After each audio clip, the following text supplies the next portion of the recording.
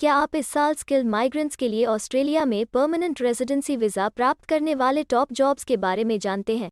Visa applicants जो registered nurses, software और application programmers और अकाउंटेंट के रूप में काम कर रहे थे, उन्हें 2020 व 21 में स्किल स्ट्रीम के तहत सबसे ज़्यादा परमानेंट रेजिडेंसी वीज़ा प्राप्त हुआ।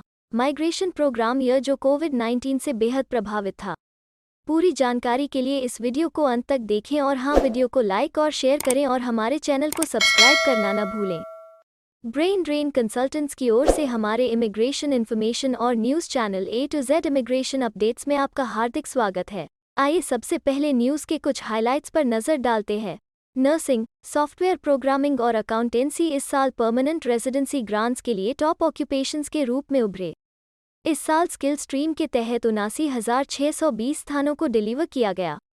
माइग्रेशन एक्सपर्ट्स का दावा है कि हेल्थ, फाइनेंस और आईटी से संबंधित क्षेत्र 2022 में माइग्रेशन आउटकम पर हावी रहेंगे। इस वर्ष स्किल्ड माइग्रेशन ने वीज़ा कैटेगरीज और ऑक्यूपेशंस पर ध्यान केंद्रित किया, जो ऑस्ट्रेलिया की इकोनॉमी को कोविड-19 से उबरने में मदद कर सकते हैं, जो कि देश में आर्थिक विकास, जॉब क्रिएशन और निवेश को बढ़ावा देने वाले कोहॉर्ट्स को प्रायोरिटी के साथ दिया गया है।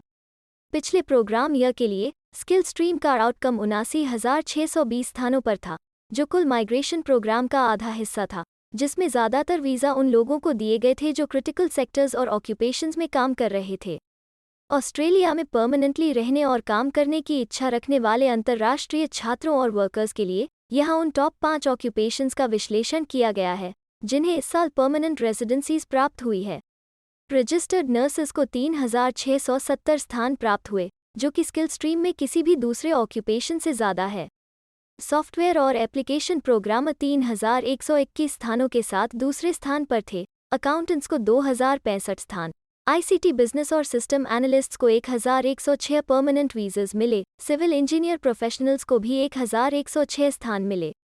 रजिस्टर्ड नर्सेस को ज़्यादा परमानेंट रेजिडेंसी वीज़ा दिए गए थे, जिसमें स्टेट, टेरिटरी नॉमिनेटेड और रीजनल कैटेगरीज में सबसे ज़्यादा स्थान दिए गए थे। इस झुकाव ने सीधे कोविड को प्रतिक्रिया दी, जहां संकट का जवाब देने के लिए ज़्यादा हेल्थ प्रोफेशनल्स की ज़रूरत थी। स्किल स्ट्रीम में सबसे ज़्यादा स्थान उन एप्लीकेंट्स को प्रदान किए गए जिन्होंने एम्प्लॉयर स्पॉन्सर्ड कैटेगरी सब क्लास 186 के तहत अप्लाई किया था, जिसका परिणाम लगभग 23,000 स्थानों का था। इस कैटेगरी में सॉफ्टवेयर और एप्लीकेशंस प्रोग्रामर्स को सबसे ज़्यादा गिनती में वीज़ा प्राप्त हुए। इसके बाद registered nurses, accountants, ICT business और सिस्टम्स एनालिस्ट्स, यूनिवर्सिटी लेक्चरर्स और ट्यूटर्स हैं। स्टेट और टेरिटरी नॉमिनेटेड कैटेगरी सब क्लास 190 के तहत जो दूसरा सबसे लोकप्रिय वीज़ा प्रकार है, उसमें नर्सों को सबसे ज़्यादा स्थायी वीज़ा प्राप्त हुए। इसके बाद software programmers, accountants, ICT analysts, general practitioners और रेजिडेंट मेडिकल ऑफिसर्स हैं। इस बीच डिजिटेक 34%, हेल्थ इंडस्ट्री 23% और एनर्जी सेक्टर 17% जैसे भविष्य केंद्रित फील्ड्स में अनुभव वाले आवेदकों को सबसे ज़्यादा ग्लोबल टैलेंट वीज़ास ग्रांट किए गए। यदि आप इस वर्ष के लिए सरकार की updated priority migration skilled migration list PMSOL को देखें, तो यह बिल्कुल स्पष्ट है कि एम्प्लॉयर स्पॉन्सर्ड स्ट्रीम के जरिए ऑस्ट्रेलिया में स्किल गैप्स को भरने के लिए शेफ, सिविल इंजीनियरों और सॉफ्टवेयर प्रोग्रामर की ज़रूरत बनी रहेगी। इसका मतलब भारतीय सबकॉन्टिनेंट के एप्लीकेंट्स के लिए अच्छी खबर हो सकती है जो समान व्यवसायों को चुनते हैं।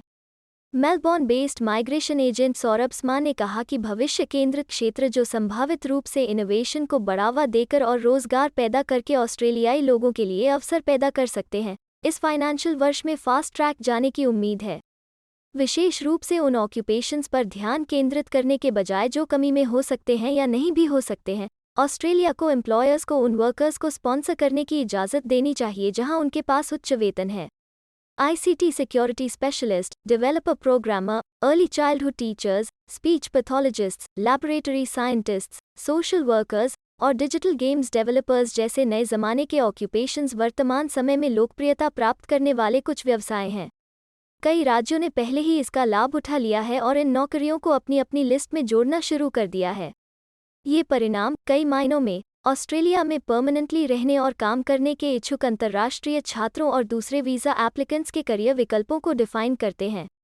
उदाहरण के लिए, ज़्यादातर एप्लीकेंट्स के लिए यह सबसे सूटेबल ऑक्यूपेशन के लिए ज़रूरी है जो ऑस्ट्रेलिया में परमानेंट रेजिडेंसी का पाथवे प्रशस्त कर सके।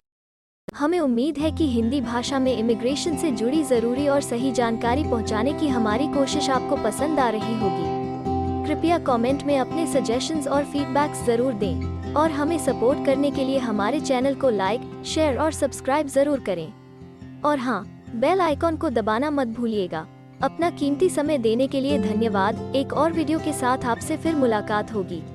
अगर आपको किसी और मदद की ज़रूरत है या फिर आप अपने विदेश जाने के सपने के लिए किसी भी चीज़ में पूछताछ करना चाहते हैं, तो आप हमारी रजिस्टर्ड माइग्रेशन कंसल्टेंट्स की टीम के साथ एक एक्सपर्ट काउंसलिंग सेशन बुक कर सकते हैं।